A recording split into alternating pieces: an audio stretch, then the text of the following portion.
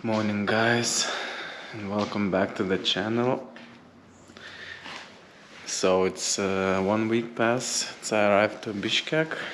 It's early morning, it's still not even 5 a.m. But I'm about to leave. I'm gonna try to reach Almaty today, Kazakhstan. It's around 240 kilometers, so I'm not sure if I'll make it, but I try. I never did this kind of distance. Also, it's gonna be 1,300 more or less meters up, so it's not gonna be the flattest road. But yeah, I will try. I think I have like 15-16 hours of daylight, so yeah, I did the full bike maintenance. Looks like new. Put some grease in a hub and a headset, bottom bracket as well. Threw some spokes, and yeah, so the problem was for the gears, the cable was cut in the middle, so I changed both cables. Yeah, looks like new, feels like new, good to go. 20 kilometers only to the border, so see you there.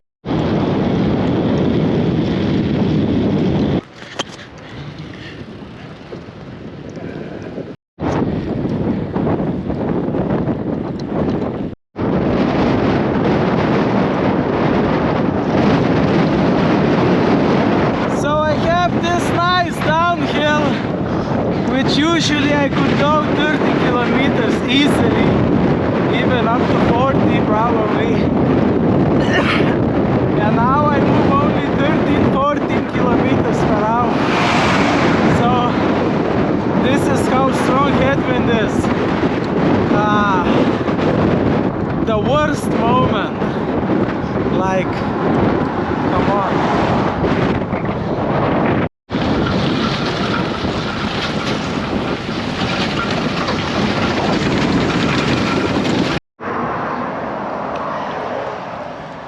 So yeah, I couldn't find ATM, don't have local currency, can't buy food, so using my rations, survival rations. 3:15, did 160 kilometers, so still around 75, I would say, left. Still 5-6 hours of daylight, but now it's gonna be small up and down, so it's gonna take some energy.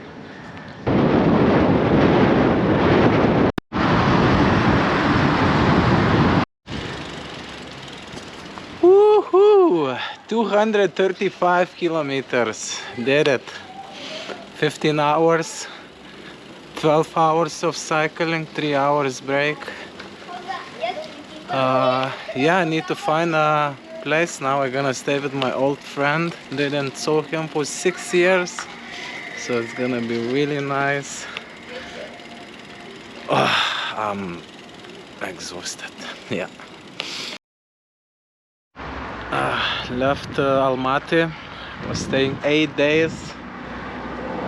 Yeah, I have a new setup for my bicycle. Well, kinda half new.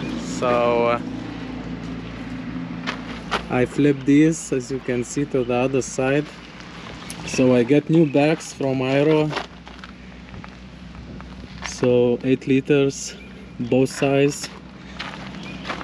New cradle system. So here is gonna be 12 liters. It used to be this one here. So now I'm gonna have extra space. Also, I got some extra new titanium ultralight gear from a Silver and Outdoors. So guys, thank you so much. Also Aero Bikepacking. Also big thanks. New saddle from Brooks. Hopefully this time I will have no problem, because with that one I was really struggling. Sometimes, yeah, I barely couldn't even sit after many days and hours. It was painful, so hopefully this one's gonna be good. Had a huge discount on it, so Brooks, thank you as well. And finally, I miss them so much, aero bars. So happy to find them here. So yeah, it's a small upgrade.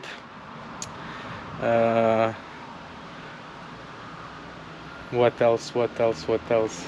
Yeah, I think that's it. So I have as well a new pot and some other cooking gear from Silver and Outdoors. So so what's the plan?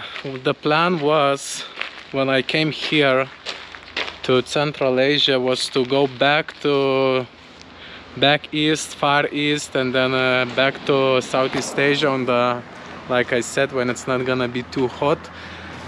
So my plan was to go reach Mongolia, then maybe China or Japan.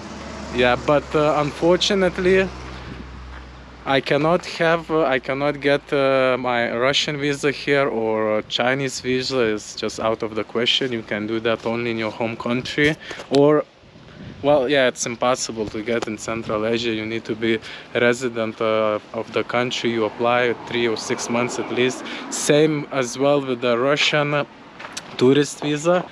But the thing is, I was thinking I will get like a transit visa, 3 to 7 or up to maximum 10 days, depending which other cyclists managed to get it. That was my plan, to cross Russian Altai and probably bus or train and reach Mongolia. But yeah, when I arrived to Mongolia, to Almaty, Russian embassy, and I had this conversation with a nice embassy lady. So yeah, she just didn't want me to give a transit visa.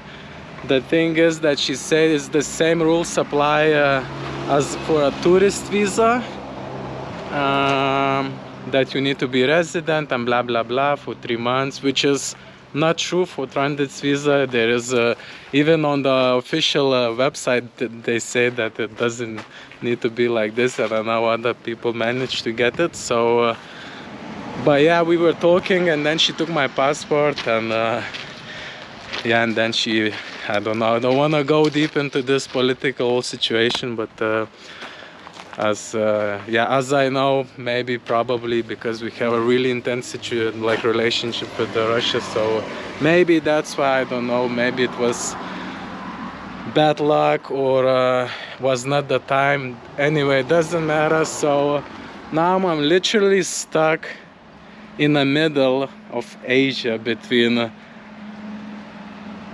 east and west, far east and Europe. Both directions, actually 5,000 kilometers to France and to Japan. I was looking, so it's funny because it's like right in the middle, and I don't know what to do. Actually, I'm pretty lost all week. I'm just, because now I cannot cycle anywhere. I need to fly somewhere, and I'm really struggling to decide where to go, because to fly to Japan or South Korea is super expensive. It's more than 500 euros, and yeah, so I don't know. I still have a few days to decide. So I'm gonna go a little bit cycle here in Kazakhstan. I need to go back to Bishkek, Kyrgyzstan in 1 week to pick up the parcel. So in a few days I will decide where I'm gonna go. New country, maybe new continent. We'll see.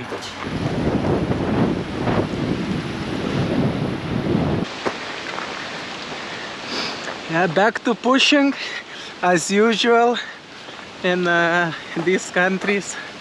No day without pushing the bicycle. Today I have a small pass. I think 2000, around 2,700. Yeah, I think it's gonna be the highest point for me in Kazakhstan. Yeah, but this really beautiful here. Just a car pull over, and behind me still, so they give me 1,000 tenge and Pepsi. Amazing. It's just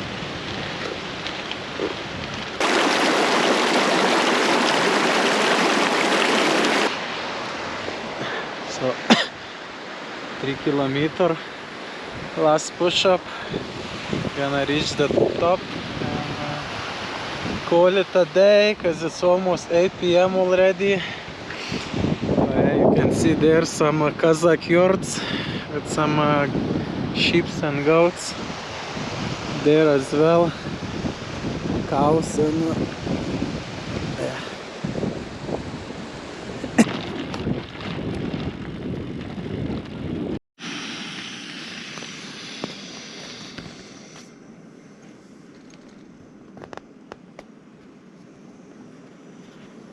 This is the place where I found yesterday really late,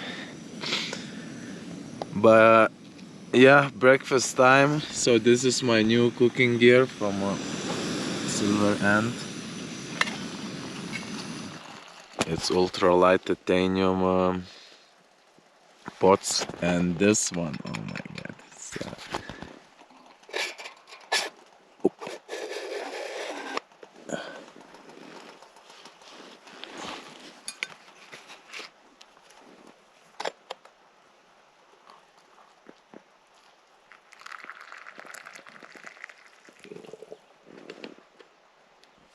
yeah, finally some decent coffee. And two water tanks, 1.2 liter. This is 750, so it's perfect for a solo person. Porridge for breakfast. Yeah, yesterday at 10 maybe 10:30 p.m. The guy came and he's like, "Oh, come stay with me. It's cold. Come drink chai." And he was like really insisting for like 10 minutes. Man, it's just too late. I want to sleep. Come. So he said, "Okay, tomorrow morning come for breakfast." Then he's just living just somewhere here in a yurt. But yeah.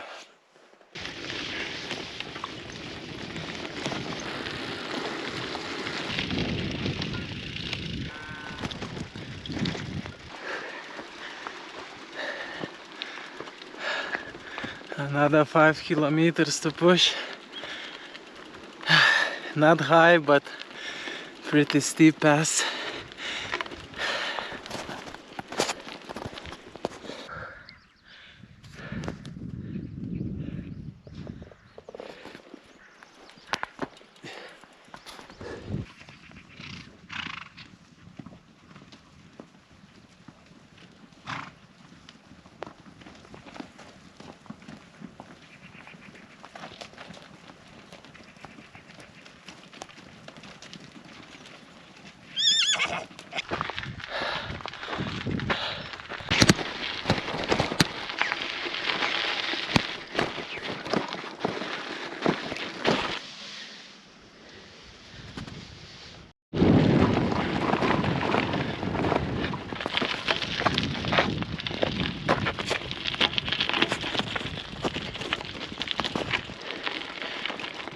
Oh man.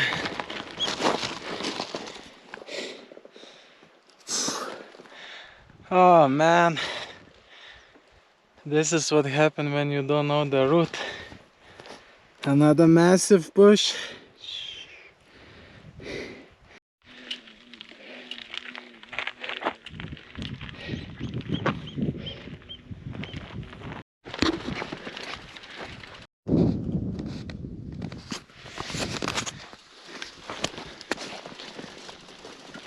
Yeah, so this is the, let's say, trail for horses probably. Barely you can even see. I have no idea how I end up here. I was following big track and then suddenly it's just gone. And I'm somewhere in the middle of nowhere. Today is pretty brutal day. All day I'm just pushing up steep hills. Yeah, you just come up the hill and you see it's gonna be probably downhill. Nope, it's gonna be long, even longer way up. I don't know which one today. Maybe 7th. It's pretty hot today. What I see, I don't wanna even look. I mean, it's hard for you to know, like to see that road, but I don't think I ever saw something steep like that. It's literally like this, and then a little bit like this. But there is another one, small there, which I doubt it's gonna be that one, because that one's really for hiking. I'm pretty sure I'm heading that way. Oh man, life fucking is crazy. Oh, thanks God, there is a detour I didn't saw from the top. It's gonna go around. I mean, look at this. I mean, why they even make this kind of road? It looks so steep. It's just crazy. Definitely I would not make it with my full gear. Probably would take 2 trips, bags and bicycle separate, but oh man, luckily there is this. So you finish one, and of course you go down, and there is another one, and this is how we roll. So man, such a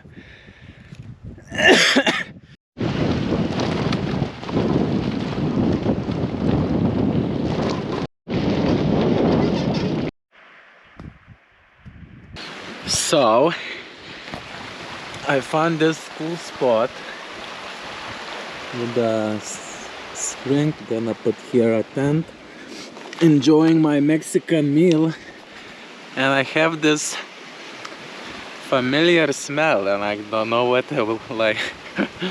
And then I turn around and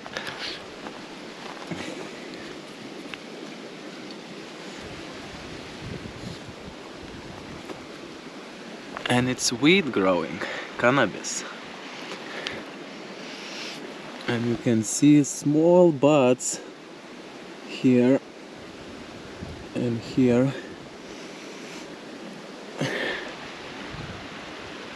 And there is a male.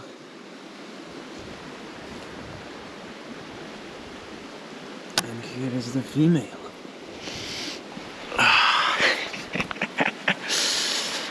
Well, I hope nobody gonna came at night and gonna say, "Hey, you stole my weed, motherfucker." But yeah, maybe gonna roll the joint tonight.